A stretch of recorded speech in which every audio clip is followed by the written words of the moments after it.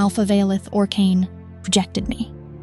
I was carrying her child beneath a silver dress she had chosen with her own hands. His tire, Velcrous pack, stood under moonlit chandeliers, applauding the moment my heart broke. Not because they knew I was pregnant, because they knew she had kissed my stomach 3 nights earlier and whispered that one day our child would inherit a kinder world. They applauded because Veilith was their alpha, and in Velcaris, when the alpha sacrificed love for power, everyone called it strength. My name was Nicera Vale. I was 23 years old, Omega by blood, healer by training, invisible by survival, foolish enough to believe that a woman raised by wolves and war could still choose tenderness in public. For 11 months, 3 weeks, 2 days, Veilith Orcane had been mine in every place except the one that mattered. She was mine in the abandoned Moonflower greenhouse, where rain slid down the glass roof, and her black gloves always came off before she touched me. She was mine in the east stairwell, pressed me against the cold stone wall, and kissed me like the pack. The council and the entire Orcane bloodline could burn outside the door. She was mine in her private office before dawn, when she let her head rest in my lap and let me comb my fingers through her silver black hair, while she pretended she was not trembling. She was mine in every hidden corner. But in the grand hall, beneath 700 watching eyes, Veilith looked at me like I was a rumor she regretted. And then she said, "I have no chosen Omega." The words did not hit me all at once. Pain rarely does. At first, I only heard the silence. The sharp, stunned silence of noble alphas turning their attention toward me. The soft gasp of healer Marith somewhere near the side doors. The tiny clink of a crystal glass in Lady Orintha Scale's hand. The sound of my own pulse. Frantic and frightened beneath the thin silver chain Veilith had placed around my neck 2 months before. Then Veilith continued, her voice calm, beautiful, and merciless. "There is no bond claim." My fingers tightened around the small evening pouch at my side. Inside it was a folded handkerchief, a vial of nausea tonic, and a pregnancy test wrapped in white paper. Positive. 2 dark lines, 2 impossible lines, 2 lines that had made me sit on the floor of the Lunary Infirmary that morning, with my back against the medicine cabinet and one shaking hand pressed to my stomach. I had imagined telling her after the gala. I had imagined her silver eyes widening. I had imagined her breath catching.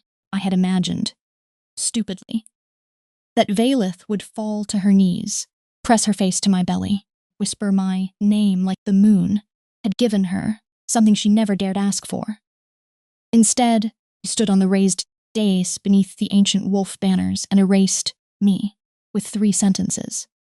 "Any assumption otherwise," Veilith said, "a misunderstanding. A misunderstanding." That was what she called the nights when she shook apart in my arms. That was what she called. The morning, she tied my hair back because my hands were stained with healing herbs. And she said, I looked too tired to fight with ribbons. That was what she called the fevered heat, where my wolf recognized her so deeply that even my bones seemed to say yes. That was what she called us. The applause began slowly. Matriarch Solvara clapped first. Then the noblewomen followed. Then the warriors. Then the guests who did not understand the wound they were celebrating. Only that the Alpha had spoken, and power required noise. I stood near the healer's table, in the dress Veilith chose for me, feeling the room turn brighter and colder at the same time. Pale blue silk clung to my skin. Silver thread glittered along my sleeves. The chain at my throat suddenly felt like a collar. Across the hall, Veilith did not look away. That was the cruelest part. I might have believed she was ashamed. If she had flinched, I might have believed she was forced. But she held my gaze with the same discipline she used during border trials, council battles, executions of old laws, perfect control, perfect ruin. Lady Orintha Scale stepped closer to her. Orintha was tall, elegant, dressed in red velvet that looked almost black under the blue lanterns. She smiled like a blade, learning it had drawn blood. Council had wanted Valeth to bind herself to Orintha for months. Not for love. Never love. For territory. For bloodline prestige. This is for the merging of two ancient alpha houses. Valeth had laughed about it once in the greenhouse. She thinks I am a throne with a pulse, she had told me. I had asked, and what am I? Valeth had touched my cheek. The only place I stopped being one. I remembered that as Orintha laid a possessive hand on Valeth's sleeve. Valeth did not move away. Something inside me went very still. Not calm, not healed. Still in the way, a lake freezes over a drowning thing. I turned before the room could watch me break. Someone whispered my name. Someone else whispered, "Poor Omega." I kept walking. The grand hall doors opened before me, because two attendants stepped aside with terrified faces. I crossed into the corridor without running. That mattered to me for some reason. If Valeth could reject me without shaking, could leave without collapsing. At least until I reached the first dark window. Then the pain arrived. It hit low in my stomach, deep in my chest, sharp beneath the scent gland at my neck. Where Valeth had never marked me, breathed over me so often that my body still thought she belonged there. I bent forward. One hand against the window frame, the other pressed protectively over my belly. "Not now," I whispered. I did not know whether I was speaking to my body, my wolf, the tiny life inside me. Maybe all three. My evening pouch slipped from my fingers.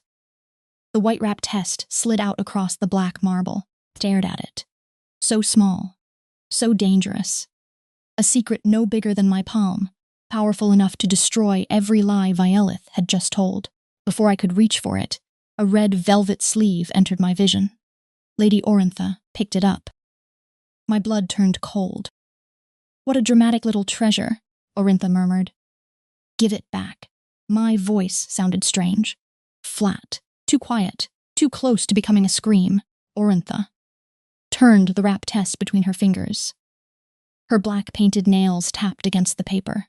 Now, why would a rejected Omega be carrying something so precious?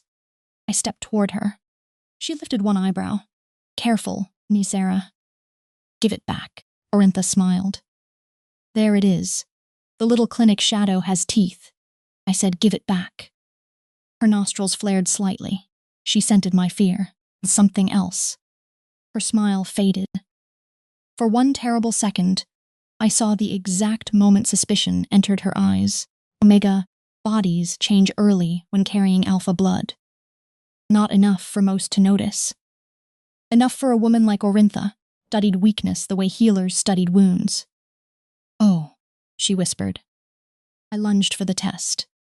She caught my wrist and twisted. Pain flashed up my arm. I bit my lip so hard I tasted blood. "Release her," a voice said from the end of the corridor. Orintha froze.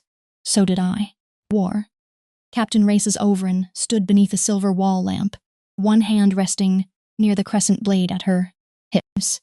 Raylis was tall, broad-shouldered, scarred across one cheek, and feared by half the valley for reasons she had earned, honestly.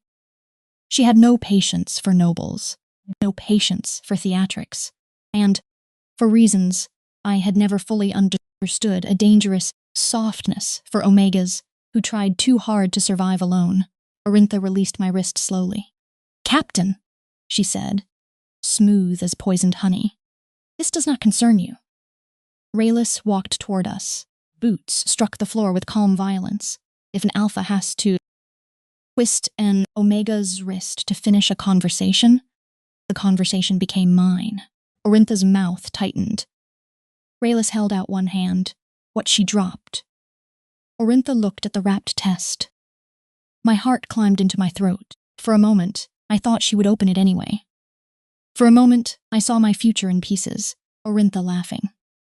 Valeth summoned, the council circling, my child spoken of as evidence, asset, threat, leverage.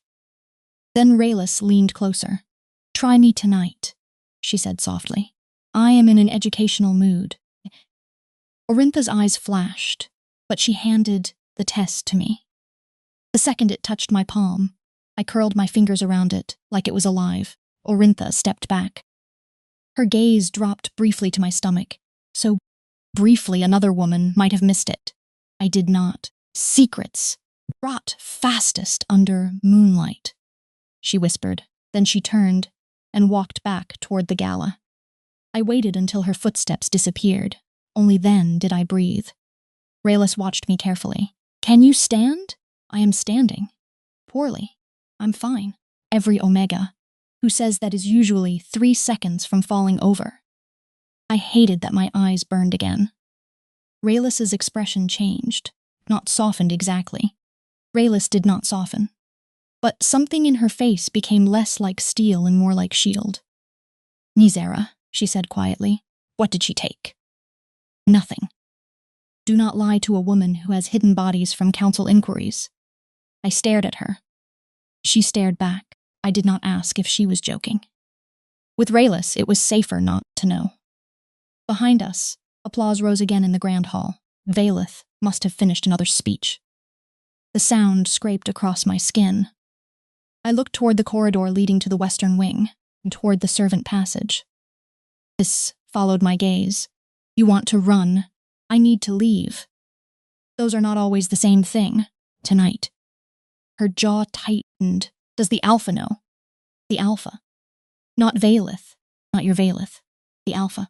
I looked down at the white-wrapped test. No. Raylis went silent. That silence told me she understood more than I wanted her to. Finally, we removed the black cloak from her shoulders and draped it around mine. It smelled like pine smoke, steel and storm. This western servant gate changes guard at midnight, she said. Go before then. I stared at her. You're helping me disobey your Alpha, Molly. I am helping an Omega leave a room where every powerful woman failed her. My throat closed. Why? Raylis looked toward the grand hall. For a moment, old grief moved behind her eyes. Because I once stayed when I should have run. She did not explain. I did not ask. She reached into her belt pouch and pressed 3 silver coins into my hand. Take the Old North Road until the pines split. Do not follow the lantern stones. They lead checkpoints.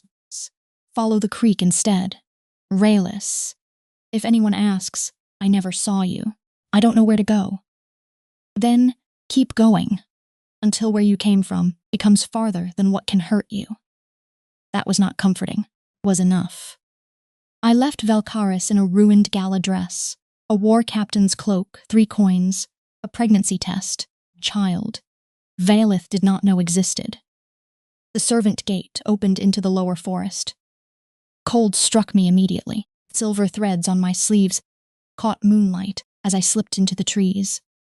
Behind me, Orcane's citadel glowed like a crown made of ice.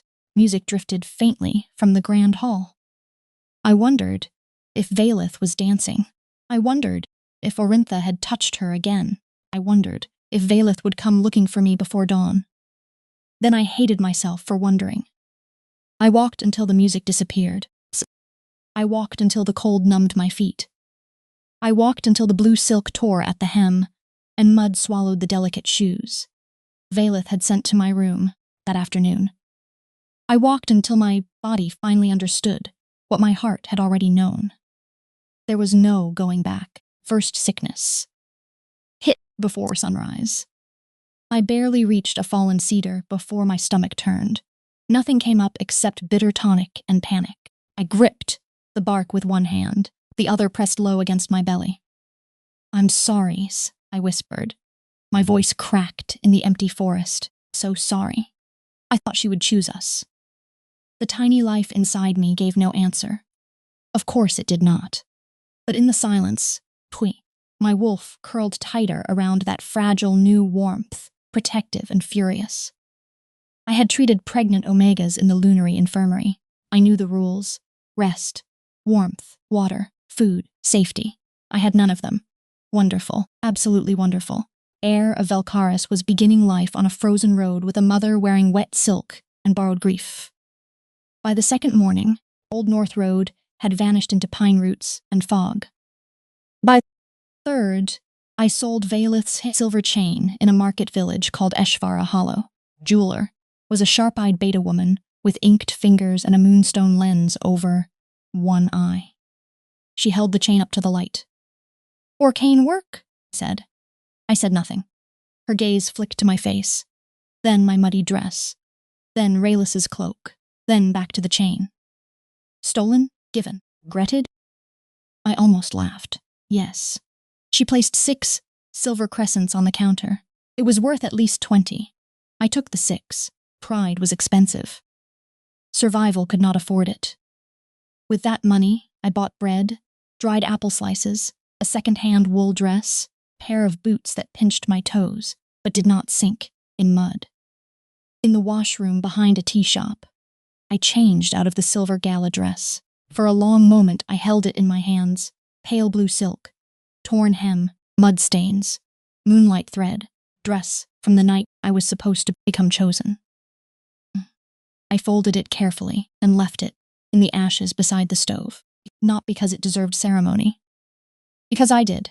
3 weeks later, I reached Verwyn Crossing. It was a small border town between pack territories, built along a river that ran green under stone bridges. No one there cared who I had belonged to.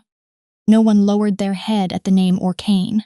No one asked why an Omega with tired eyes and healer hands arrived alone with no papers. They only cared whether I could work. I could.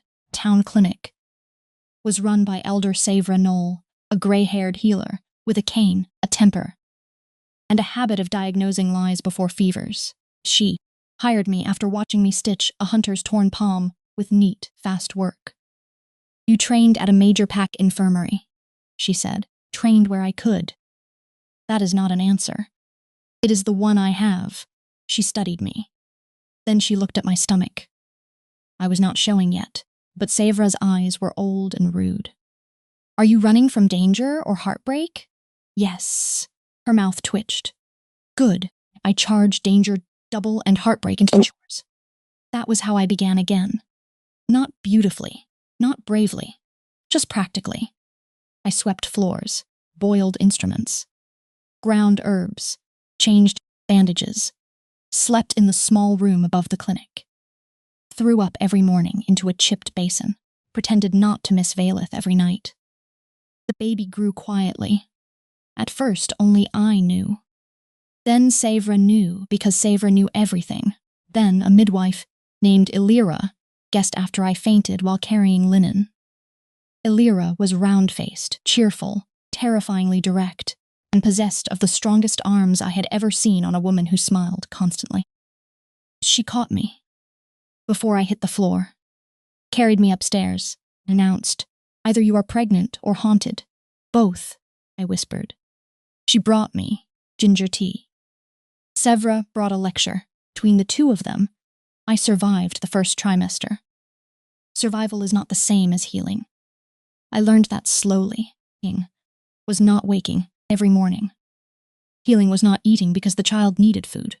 Healing was not smiling at patients or learning the market vendors' names or sewing curtains for the clinic room. So it looked less like a storage closet. Those things were survival, dressed politely. Healing came in smaller moments. The first time I felt the baby flutter, barely more than a secret beneath my hand.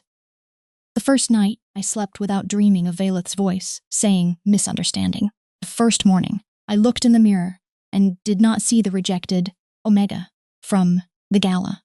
I saw a woman with tired eyes, stronger hands, bodybuilding life, despite betrayal. I began to speak to the baby at night. Not long speeches, little things. River froze at the edges today. Saevra yelled at a council clerk until she cried. Illyra says if you kick during herb inventory, that means you will be dramatic. You come from an alpha line, but you are mine before you are anyone's legacy. I never said Valeth's name, not out loud. Names have power when grief still listens, but the baby seemed to know. Whenever I thought of Valeth too sharply, a small warmth inside me shifted. As if asking, as if remembering a scent it had never breathed. At 5 months, my scent changed enough that strangers noticed. Pregnant omega scent is soft at first, milk-warm, moon-sweet. Carrying alpha blood makes it sharper, brighter, like a flame behind honey. Sèvres brewed masking oils. I wore them daily. Border towns attract curiosity, she said. Curiosity. Spies, debt collectors, abandoned lovers, ambitious fools, women who smile too much. That is a broad category. Most threats are. I should have listened more carefully, because in the 6th month, Valkaris found me. Not Valeth, first, Orintha. It happened during a rainstorm. The clinic was full of fever patients, wet boots, crying children, and the smell of boiled willow bark. I was in the storage room counting tincture bottles when the front door opened. The room outside went quiet, not normal quiet. Pack quiet. The kind that happens when a predator enters, and everyone's body knows before the mind catches up. I stepped into the hallway. Lady Orintha Scale stood near the reception desk in a dark traveling cloak. Rain glittered on her hair. 2 female guards waited behind her. Her smile found me immediately. "There you are," she said. My hand went to my belly before I could stop it. Her eyes followed the movement. Satisfaction bloomed across her face. "Oh, Nisera," she whispered. "You truly should have buried your secrets deeper." Sèvres stepped between us. I had never seen the old healer move so fast. "This is a clinic." Orintha looked at her like she was furniture. "And I am here for a patient." "No, you are here for drama. Take it outside and drown in it." One of the guards stepped forward. Lyra appeared behind the counter, holding a metal tray like a weapon. The fever patient stared. My pulse thundered. Orintha's gaze stayed on me.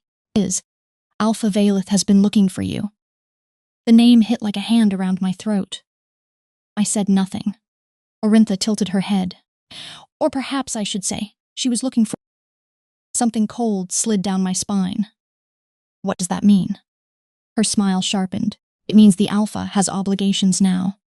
Public ones. The Council grows impatient. A pack cannot mourn an Omega forever." Sèvres snorted. "A pack can, apparently, send overdressed poison into a sick room." Orintha ignored her. "I came to offer you a chance." "No. You have not heard it. I know your kind of chance." Her eyes flashed. "There is no kind. There is only survival. Yes. That is what cruel women say when they want cruelty." To sound wise, the room went still. Orintha's face changed. For the first time, I saw genuine anger beneath the polish. Then she looked at my stomach. "You carry Orcane blood." I felt every person in the clinic react. Sèvres' cane struck the floor once. "Careful." Orintha smiled again. "Do they know Nisera? Do your little border friends know what grows inside you?" My body went hot, then cold.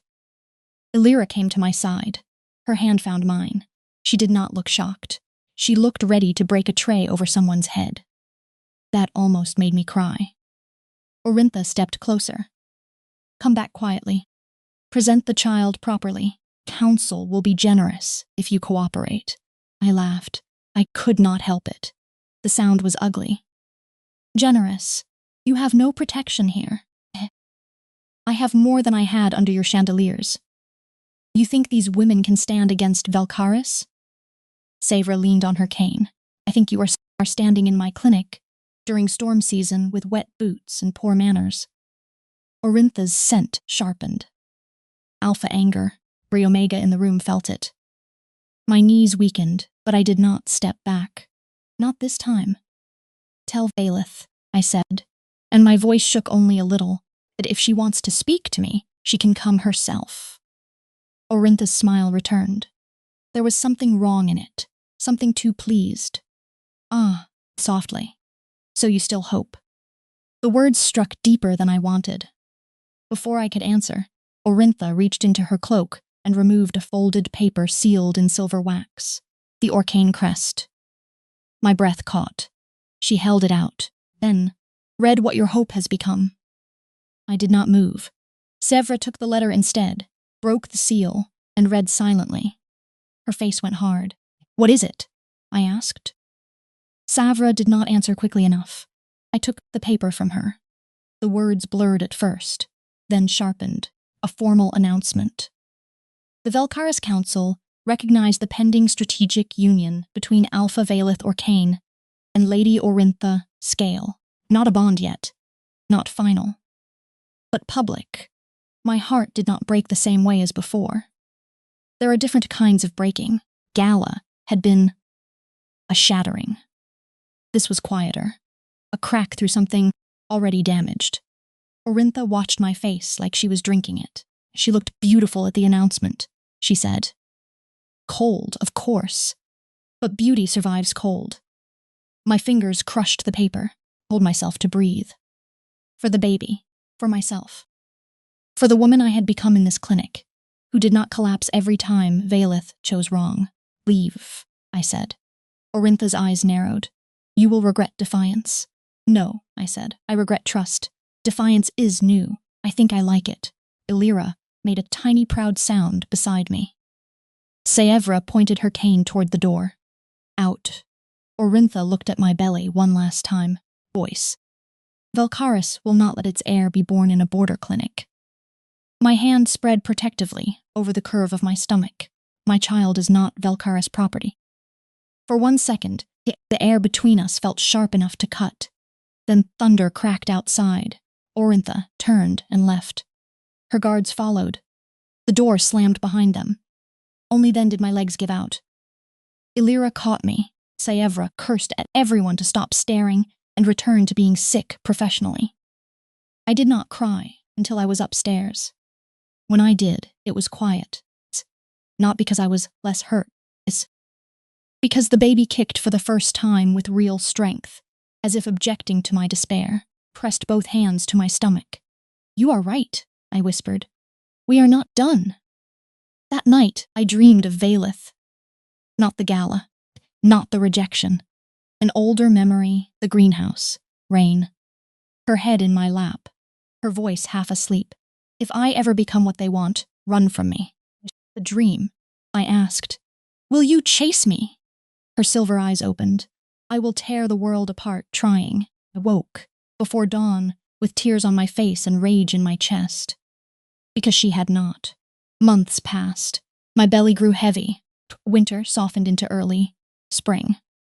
The river thawed. Marsit children began leaving wildflowers on the clinic steps because Illyra told them pregnant healers needed tribute. Sèvres pretended to hate the flowers and arranged them in jars as every morning. For a while I almost believed we would be safe.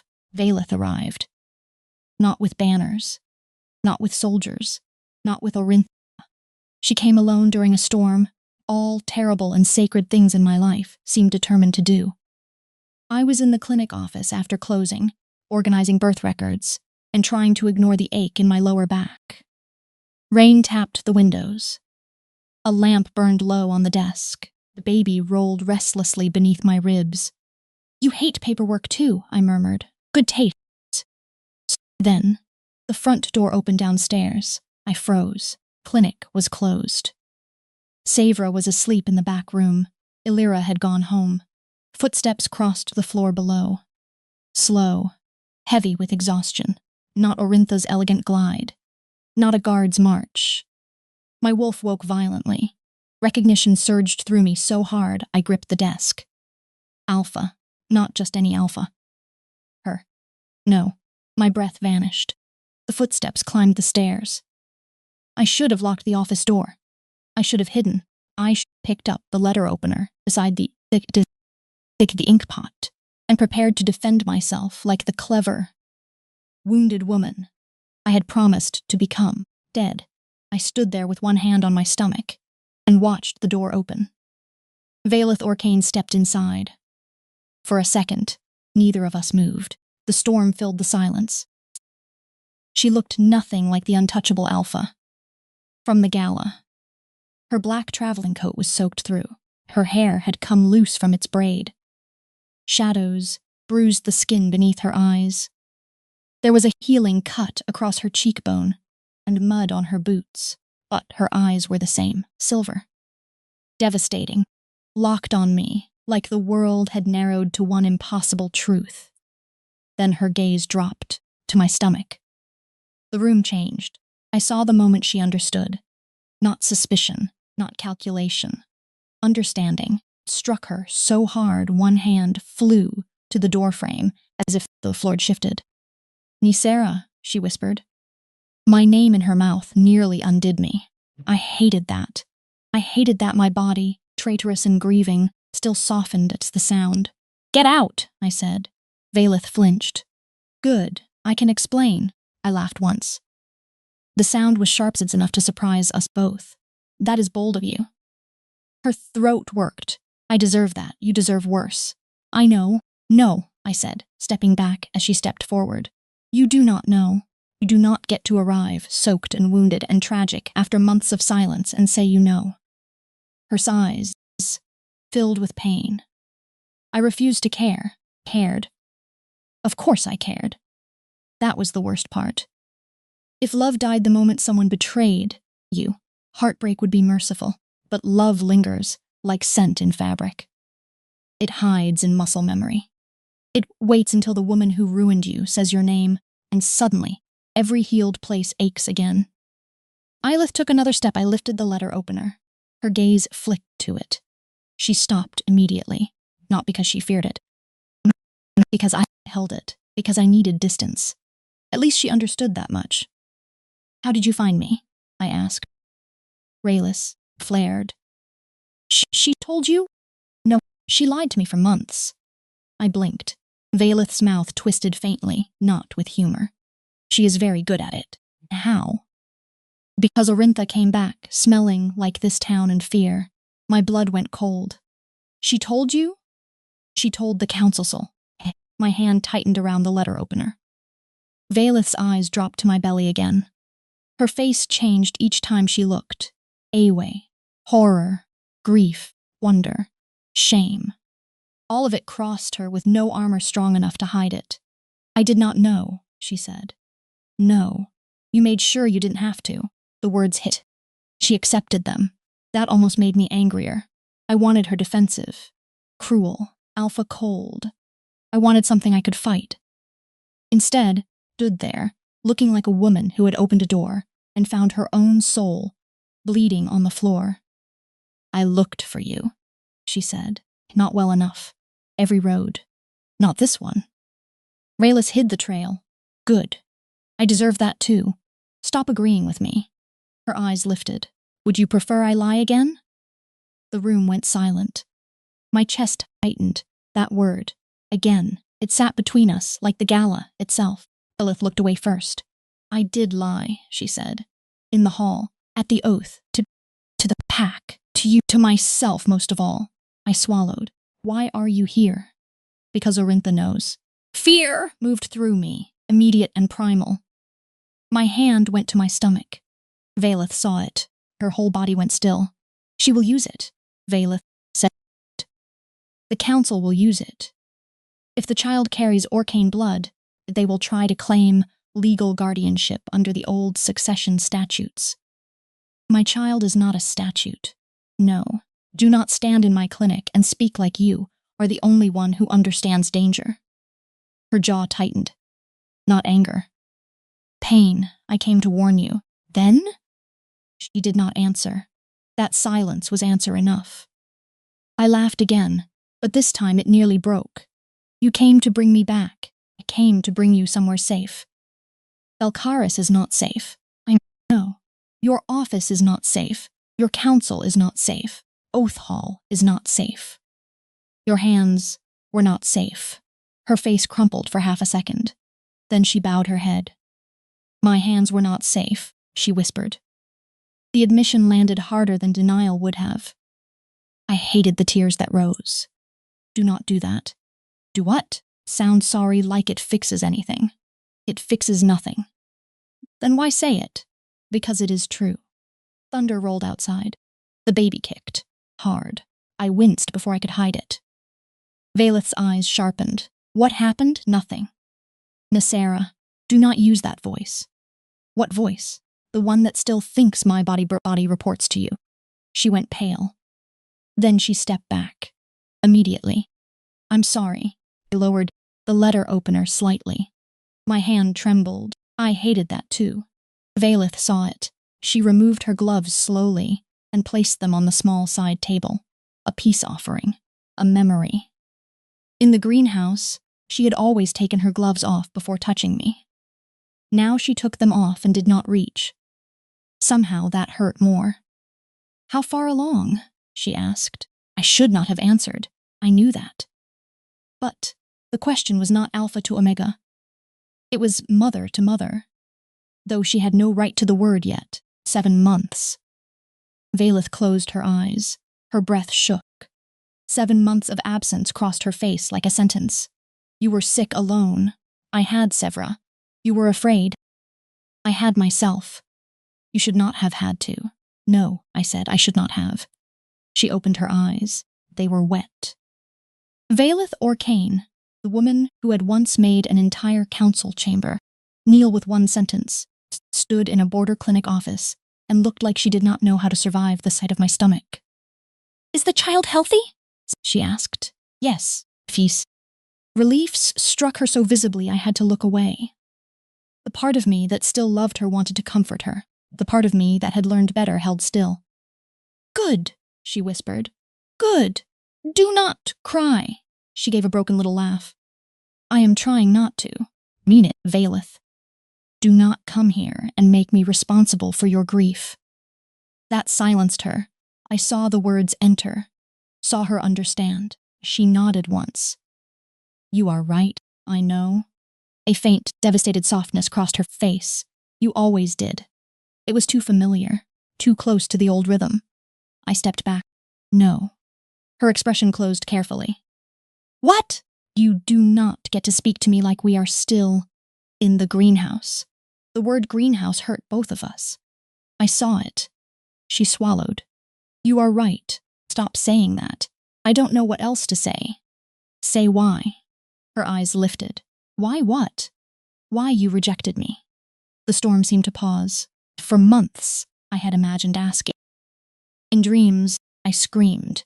In waking life, I rehearsed calm speeches while folding clinic linen. Sometimes I pictured Valeth confessing she had been threatened.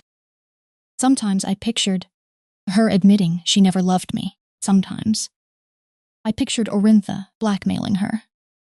Sometimes, in my cruelest moments, I pictured Valeth simply choosing convenience. Now she stood before me, and I needed the answer more than I wanted to. Valeth's face went still. Not cold. Controlled. There was a difference. Dawn before the gala, she said. The council presented evidence that my bond with you made Velkaris vulnerable. I waited. My mother's private journals had been stolen from the sealed archive. I had never heard Valeth speak of her mother without that shuddered edge in her voice. The former alpha, Kyalira Orkane, had died when Valeth was young. Velkaris spoke of Kyalira like a legend. Valeth spoke of her almost never. What was in them? I asked. Proof that the council had manipulated succession rights for 3 generations.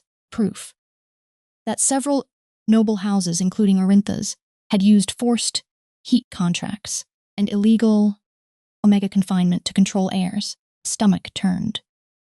Valeth's voice remained steady, but her hands curled at her sides. My mother knew. She planned to expose them. Then she died in a border ambush the council ruled accidental. I whispered. You think it wasn't. I know it wasn't. The room felt colder. The morning. Solvara told me the journals would vanish forever unless I agreed to deny you publicly and enter negotiations with Orintha. Grip on the letter opener weakened. Valeth looked at me. They said if I chose you, they would destroy the evidence, remove me through a council vote, and place Orintha as regent until a new alpha was approved. So you chose the journals. I chose what I thought would let me destroy them later. I stared at her. That is your explanation? Her face tightened. Yes, you humiliated me to play a longer game. I thought, if I warned you, your reaction would reveal too much. I thought if I looked weak, they would move faster. I thought I could come to you after. But you didn't. No. Why? Her silver eyes broke. Because when I came to the infirmary after the gala, you were gone. My breath caught. I searched your room, your bed, the greenhouse, the east stairwell. Everywhere. Raylis told me she had not seen you.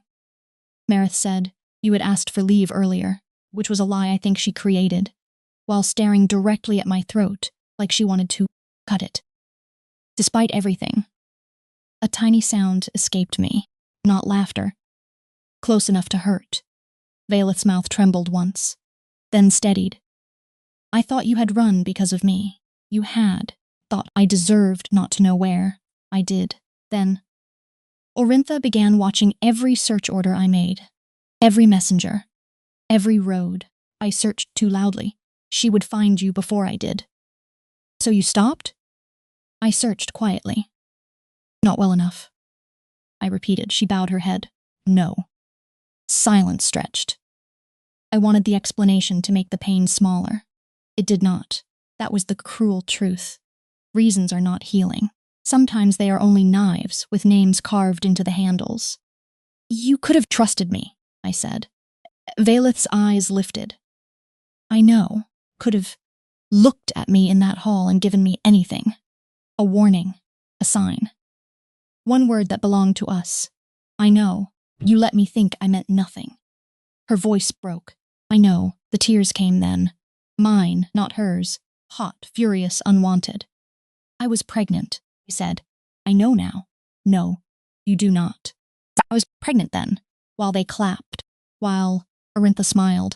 While you called us a misunderstanding, I was standing there with your child inside me, wondering if I had imagined every tender thing you ever said. Valeth covered her mouth with one hand.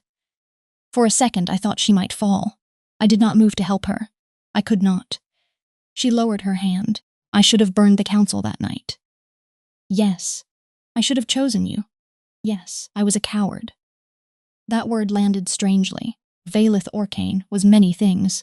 Cruel in control. Brilliant in strategy. Terrible in sacrifice. Coward was a word no one in Valkyries would dare use. Hearing her use it on herself did not satisfy me. It only made the room heavier. Cannot forgive you, because you finally named it, I said. I did not come to ask forgiveness. Then what do you want? Gaze dropped to my stomach again. This time, she looked away quickly, as though forcing herself not to claim even with her eyes. I want you alive. I want the child free. I want Orintha and Solvara unable to touch either of you. I want to give you the evidence my mother died protecting. I want you to decide what happens next. I stared at her. What evidence? Belith reached inside her coat and removed a black leather case. She placed it on the desk between us. Not in my hands. Between us. I did not open it. What is that? Copies of the journals, birth contracts, council seals, heat confinement orders, names, dates, payments. My mouth went dry. Why bring them to me? Because the council believes I will use them only to negotiate for power. And will you? No. Should I believe that? She looked at me. For the first time since entering, something's alpha sharp returned to her eyes. Not dominance. Resolve. Because I am going to release them at the Blood Moon Convocation in 9 days. My heart stopped. The Blood Moon Convocation was not a gala. It was older, bigger. A gathering of 7 packs, neutral tribunals, healer houses, oath witnesses, and border authorities. No council could bury a charge made there. No alpha could retract testimony without blood penalty. If Valeth exposed Velkaris publicly, Pack would erupt. If she failed, Orintha would own the narrative. Solvara would move against her. The council would claim the child. And me, tell me, I asked, because Orintha will come for you before then. Fear tightened around my ribs. Eslith's voice lowered. Cannot secure her place while you carry my heir. If she proves the pregnancy before the convocation, she can petition the council to place you under protective custody. Custody. I know. The word made my skin crawl. Protective custody was old law language for a decorated prison. Omegas had disappeared into it for generations. For their safety, good of the pack, for the unborn child. Always pretty words over locked doors. I looked at the leather case. Then at Valeth, brought me a war. I brought you the truth. The war was already coming. The baby shifted again. Slow, heavy, a reminder that choices were no longer only mine. I placed both hands on my belly and breathed through the tightness in my chest. Valeth watched, every muscle tense with restraint. Do you want to feel? I asked before I could stop myself. The words shocked us both. Valeth went utterly still. I almost took them back. Pride opened its mouth. But something older than both, something tired of punishing myself for her sins, held the words in place. Her voice was barely audible. Only if you want me to. I do not know what I want. Then I will not. Voy. That answer broke something small and dangerous in me. Because once, Valeth would have reached first. Not cruelly, not forcefully, but with the confidence of being wanted. Now she stood 3 steps away, hands empty, letting my uncertainty be law. Growth should not hurt. It does. Took one careful breath. Come here. Valeth moved slowly, like approaching a wounded animal. Maybe she was. Maybe I was. Maybe both. She stopped, close enough that I could smell rain in her coat and the familiar winter cedar bite of her alpha. Scent beneath it. My body reacted immediately. The baby did too. A strong kick pressed beneath my left hand. I winced. Valeth's breath caught. I took her bare hand. Her fingers were cold. For a second, memory flashed so vividly, I nearly. Her hands around mine in the greenhouse, her palm against my fevered cheek, her thumb at my wrist. Her touch had once meant safety so completely that my body still reached for it before my mind could object. I placed her hand on the side of my stomach. The baby kicked.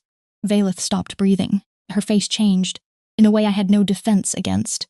All the alpha vanished, all the strategy, all the ruin. She looked young, terrified.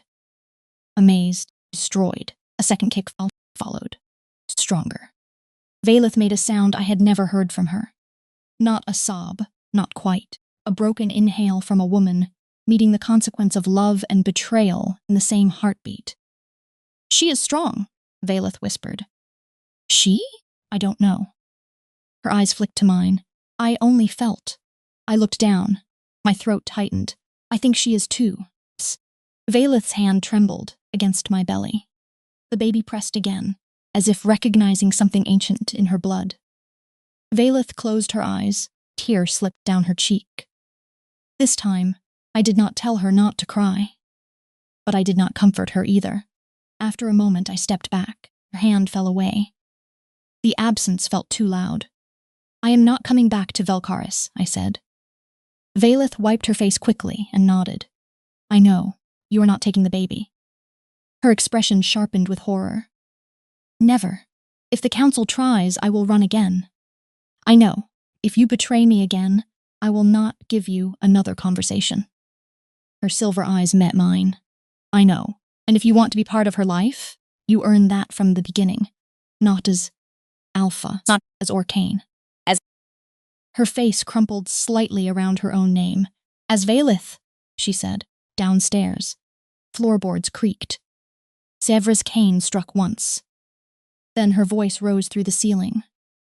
If the soaked disaster upstairs is the Alpha, tell her she is dripping on my floor. Valeth blinked. I closed my eyes. For one absurd second, I almost laughed. Almost. Sound came out half-broken. Valeth stared at me, like that tiny almost law was more precious than forgiveness. It was not. But it was something. The next 9 days were not romantic. Stories lie about reunions. They make them rain-soaked and beautiful, full of kisses and immediate healing. Truth was uglier. Valeth slept in a chair downstairs because Savra refused to give an alpha the spare bed on moral grounds. Rayla arrived 2 days later with 3 loyal warriors, all women I had seen at Valkaris, but never spoken to. She entered the clinic, looked at Valeth, looked at me, looked at my stomach, and said, "Well, this is worse than expected." Illyra handed her tea. Raylis accepted it like a battlefield report. Valeth and I argued every day. Quietly at first, then not quietly. We argued about guards, about travel routes, about whether I would attend the convocation. Valeth said no. I said she had lost the right to decide what rooms I stood in. She said the danger was real. I said so was my anger. She said Orintha would target me. I said Orintha already had. Savra listened from the doorway, while peeling apples with a knife, too large for fruit. Finally she said, "Either of you raises your voice near a pregnant Omega again, I will sedate both alphas and enjoy the peace." Valeth looked offended. Raylis looked interested. Illyra asked if sedation dosage varied by arrogance. For the first time in months, I felt something like family around me. Not blood, not pack. Something chosen and sharp and imperfect. Valeth noticed, saw, the grief in her eyes, when Illyra tucked a blanket around my shoulders without asking permission. When Savra scolded me into eating more stew, Raylis stood outside the clinic door all night in the rain, without once calling it sacrifice. Valeth was seeing what I had built without her. Good. She needed to see it. Need is not cruelty when the truth has been avoided too long. On the 5th night, I found Valeth in the clinic's back garden. The rain had stopped. Clouds moved slowly across the moon. She stood near the herb beds, reading one of her mother's copied journals by lantern light. Her face was carved with pain. I should have gone back inside. Instead, I said, "What did she write?" Valeth did not startle. She always knew when I approached. Even now. She wrote about Omegas hidden in the North Tower. Stomach tightened. Valkaris has a North Tower? Had. It was sealed before I was born. What happened there? Valeth closed the journal. Pregnant Omegas were kept there when their children carried disputed alpha blood. The councils hold it preservation. I felt sick. Valeth looked at the dark clinic windows. My mother tried to dismantle the law. And they killed her? Yes. The word was flat, not because she felt nothing, because she felt too much. I stood beside her, leaving space between us. The herb bed smelled like wet mint and moonroot. Valeth's scent was quiet, contained by discipline. "You were a child," I said. Her jaw tightened. "Yes. They trained you after that. Yes, to fear softness. Yes, to choose strategy before love." Her eyes closed. Yes, I looked at her profile. Sharp. Beautiful. Exhausted. "I understand why you became what you became," I said. Her eyes opened. The hope in them hurt to see. Then I finished. "But I was still the one you cut. Hope became grief." She nodded. "I know. This time, the words did not anger me. Maybe because she did not say them to make the conversation end. She said them, like she would keep knowing it for as long as I needed. Good. Let her. "I did love you," she said quietly. My throat tightened. "Do not. I am not asking anything." "Then why say it?" "Because I lied in front of everyone. You deserve to hear one truth with no audience. D." The garden went very still. I wanted to tell her love was not enough. I wanted to tell her I had loved her too, and that was the problem. I wanted to tell her. The baby kicked hardest when she was near. And I hated that because it felt like my own body voting against my pride. Instead, I looked at the moonroot leaves. I loved you so much I thought rejection would kill me, I said. Valeth's breath stopped. It didn't. No, I am glad. You do not get credit for that. No, but I am glad too. We stood there under the cold moon, not touching. For once, that was enough. The blood moon convocation was held at Arvessa Spire, a neutral fortress. Carved into a cliff above a black lake, 7 packs sent banners. Healer houses sent witnesses. Border courts sent oath scribes. Here, the old tribunal circle had been built, before Valkaris existed, before Orcane blood meant anything, before councils learned to wrap chains in ceremony. I arrived wearing a dark green dress. Saevra had altered for my belly, Raylus's cloak, and no jewelry. Valeth offered the Orcane carriage. I refused. We traveled in Savra's battered clinic wagon instead. Valeth rode beside it, on a black wolf mare. Looking like a dethroned queen, forced to follow common sense down a muddy road, Illyra said. The image nourished her spirit. Valeth did not respond. Progress. At the spire gates, every eye turned to us. Of course they did, visibly pregnant Omega arriving. Beside Alpha Valeth Orcane. 9 days after rumors of an Orcane heir had begun spreading across the territories was not subtle. Whispers moved like wind. Is that her? The rejected Omega? She carries the heir. Why is the Alpha not claiming her? Why is she walking with border healers? I kept my chin raised. My legs trembled under the dress. No one needed to know. Valeth walked 2 steps behind me. Not beside me. Not ahead. Behind. A deliberate choice. I heard the whispers change when they noticed. Good. Let them learn confusion. Inside, the tribunal hall was circular, built of dark stone and silver-veined pillars. At the center stood the oath floor, a ring of pale marble where testimony became binding under moon law. Council matriarch Solvara was already there. So was Orintha. Orintha wore white today. It did not make her look innocent. It made her look like a knife in ceremonial cloth. Her eyes found my belly immediately, then Velith, then the distance between us. Her smile turned thoughtful. Solvara's face gave away nothing. She was old, elegant, and terrifying, white hair braided down her back, and eyes like polished bone. Once, I had feared her. Now I only hated what she represented. That was easier. The high witness, a stern woman named Avara Thele, struck the floor with a silver staff. The convocation began. There were formalities, titles, oaths, pack disputes, border tariffs, an argument between 2 coastal alphas over fishing rights that made Sevra mutter, imagine having time for fish drama. Then Valkaris was called. Valeth stepped into the oath circle. The hall changed. Even here, even with enemies waiting, even with scandal circling her like ravens, she was still alpha. Power moved with her. Not loud. Not wild. Deep, ancient, dangerous. Mine, my wolf whispered. No, I told it. Not now. Maybe not ever. The baby kicked as if offended by my uncertainty. Valeth placed the black leather case on the witness stone. Her voice carried clearly. I bring charges against the Valkaris Council. The hall erupted. Solvara stood. This is not on the docket. High Witness Avara struck the staff again. It is now. Orintha's face sharpened. Valeth opened the case.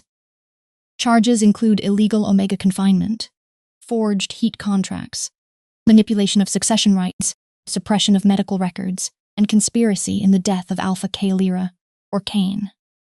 This time, the hall did more than whisper. It roared. Solvara went pale for half a second. Orintha did not. She watched Valeth with a strange calm. Too calm. My stomach tightened. Raylus, standing behind me, leaned closer. She has a counterstrike. How do you know? She looks pleased. Valeth began presenting evidence. Journal copies. Seals. Names. Dates. records from the North Tower, testimony from 2 retired healers who had arrived under guard from Raylis's loyalists. Every word peeled skin from Valkaris's polished history. Omegas confined during disputed pregnancies, children reassigned to noble houses, mothers declared unstable, bonds dissolved by false testimony. I listened with one hand over my belly in rage building. So hot, it burned away fear. This was bigger than me. That did not make my pain smaller. It made my survival part of something monstrous and old. Then Orintha stepped forward. "High witness," she said. "Before Alpha Valith continues this theatrical self-destruction, I request the pregnant Omega be placed under neutral protection." The hall went quiet. Valith turned slowly. Her eyes became silver fire. "No," Orintha smiled. "You do not speak for her. You made that clear at your own gala." The words hit the room perfectly. A few faces turned toward me. Valith went still. Orintha continued. "Nysera Vale was publicly denied by Alpha Valith. Now she appears carrying possible Orcane blood, surrounded by Valith's loyalists, while the Alpha attempts to overthrow her council. How convenient." My hands went cold. Orintha looked at me, sweetly. Is she here of her own will? Or has the Alpha reclaimed what she first discarded? Valith's scent sharpened. Raylis moved one step. I touched her arm. "No." Then I walked into the oath circle. Valith turned toward me. Her face changed instantly. Fear, not for herself. For me. I ignored it. The floor felt cold beneath my shoes. Every woman in the hall watched. Good. I had been humiliated in public once. Truth have the same stage. High Witness Avera looked at me. "State your name." "Nysera Vale." "Blood status?" "Omega." "Pack." I paused. Every Valkaris gaze sharpened.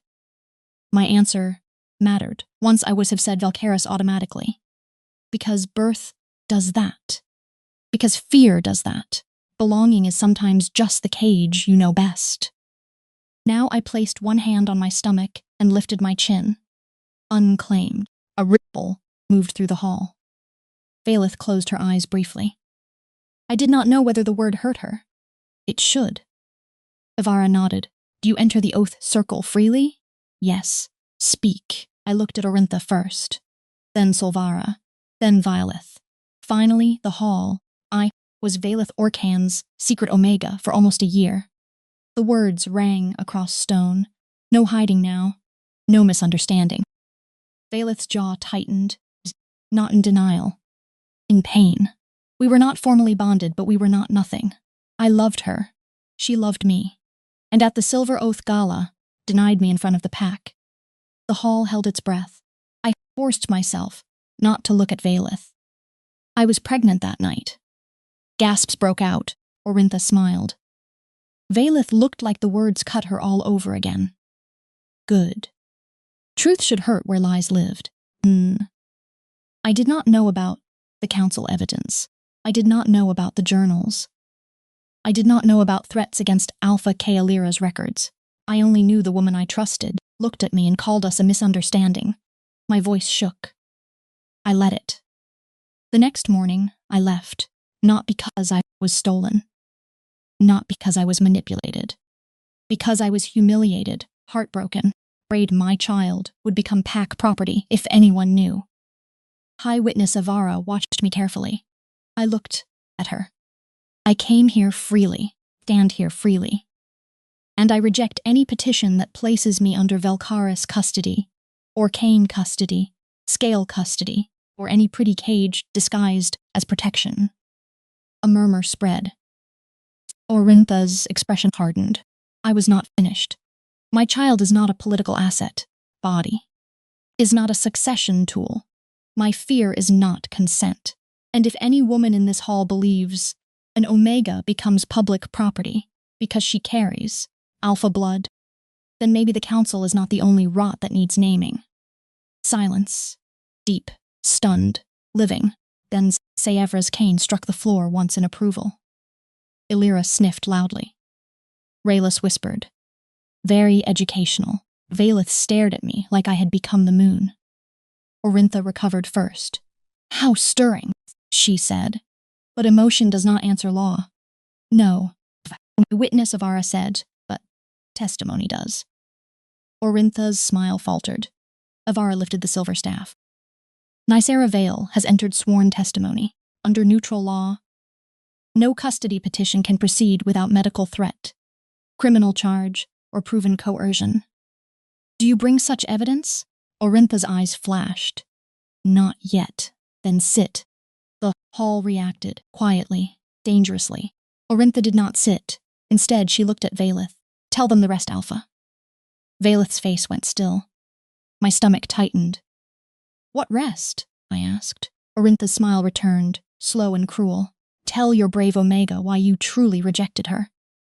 The hall shifted. Valeth did not move. I turned toward her. "Valeth?" Her eyes met mine. Pain, shame.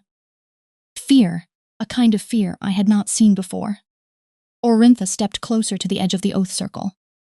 "She told you about the journals, I assume, about the council threats. Very noble, very tragic. But did she tell you the specific threat that finally made her obey?" My breath thinned. Valeth whispered, "Orintha." "No, Alpha. Truth has such momentum now. Let it run." High Witness Avera's gaze sharpened. "Lady Scale, speak plainly or be silent." "With pleasure," Orintha said. Then she looked at me. "The council did not merely threaten evidence. They threatened you." The hall disappeared for a second. All sound narrowed. "Me." Valeth's face confirmed it before anyone said more. Orintha continued. "The morning of the gala, Solvera gave Valeth a choice. Deny you publicly and enter negotiations with my house, or watch the council declare you an unlawful heat influence over the Alpha. You would have been arrested before midnight." My hand found my belly. Valeth took one step toward me. Stopped. "Is it true?" Her silence was enough. I asked again. "Is it true?" "Yes," she said. The word came out raw. Rage moved through me, but it was confused now. Not softer, not gone. Only tangled with horror. "You didn't tell me. I thought if you knew, you would try to fight them." "I would have, I know." "So you chose for me." "Yes." The honesty struck harder than any excuse. Valeth's voice shook. "I chose wrong." Orintha laughed softly. "How moving. Alpha admits control while pretending it was love." Valeth turned on her. The power in the hall changed instantly. Every wolf instinct in me lifted its head. Valeth's Alpha presence unfurled. Not wild, but immense, cold, and ancient. Orintha's smile thinned. Valeth said, "You do not get to speak of love. I know more about power. Yes. That is why you keep mistaking it for victory." Orintha's eyes darkened. Then she did the thing desperate predators do. She struck where blood was softest. "Nicera know about the binding clause?" Valeth went pale. My stomach dropped. "What binding clause?" No one answered. The silence was terrible. Solvara finally smiled. It was the first expression she had shown since the evidence began. "Alpha, Valeth," Solvara said. "Truth is your chosen weapon. Perhaps you should bleed properly." I looked at Valeth. "What clause?" Valeth's voice was low. "Strategic union contract." "With Orintha?" "Yes." "What about it?" Her hands curled at her sides. "Included any existing offspring of my bloodline." The words did not make sense at first. Then they did. Cold horror opened beneath me. "No, it was unsigned," Valeth said quickly. "But prepared." "Yes." "If you signed it, Orintha would have claim." "Not full claim, but legal proximity." "Legal proximity," I repeated. My voice sounded distant, like someone else's. Valeth looked ill. "I would never have signed it, darling, but you let it exist." I was stalling. "You let a contract exist, where my child was a clause." The hall faded again. I could barely breathe. Valeth stepped closer. I stepped back. The pain on her face was immediate. "Good. Let it be." "Nicera," she said no, trying to keep them from moving faster. No, I swear to you, I never meant. You never mean the blade. You only keep handing it to other women and calling that strategy. The words echoed across the oath circles. Baelith stopped, completely, saw them land, saw them cut through every defense she had left. Orintha smiled with satisfaction. She thought she had won. Maybe she had. For a moment, I could not tell. Then the baby kicked. Hard. So hard. I gasped and bent forward. Baelith moved instinctively. Raylis moved faster. She reached me first, one arm steady at my back. Breathe, Raylis murmured. I am breathing. Badly again. Sevra entered the circle without waiting for permission. High Witness Avara opened her mouth. Sevra pointed her cane at her. Try stopping a healer from reaching a pregnant Omega, and see how historic this convocation becomes. Avara wisely said nothing. Sevra checked my pulse. Illyra appeared, with water. The entire tribunal hall watched as my chosen women formed a wall around me. Not Baelith's council, not Orcan blood. Mine. After a moment, the tightening eased. Sevra's expression remained grim. Stress is not decorative, she snapped at the room. Perhaps everyone could stop throwing legal daggers at the pregnant woman for 3 consecutive minutes. Avara struck the staff. We will recess. No, I said. Sevra glared. Nicera. No. I straightened slowly with Raylis' support. My legs shook. My voice did not. We finish this. Baelith looked at me with open fear. Please sit. I laughed softly. Now you ask. She flinched. I faced High Witness Avara. I want the contract entered into record. Solvara's smile vanished. Orintha's eyes narrowed. Baelith stared. I continued. There is a document naming my child as a clause. I want every witness here to see it. Avara looked to the scribes. Produce the contract, Solvara said. It is a private negotiation draft. Avara's staff struck hard enough to echo. Concerns an unborn child invoked in sworn proceedings. Produce it. Orintha did not move. Raylis smiled. It was not a friendly expression. I can retrieve it, she offered. Orintha's jaw tightened. A guard from the neutral tribunal approached her. After a tense silence, Orintha removed a sealed packet from her attendant's case, so she had brought it. Of course she had. A weapon waiting for the right wound. Packet was opened. The contract read aloud. Every word made me colder. Strategic union. Bloodline preservation. Shared guardianship evaluation. Omega maternal stability assessment.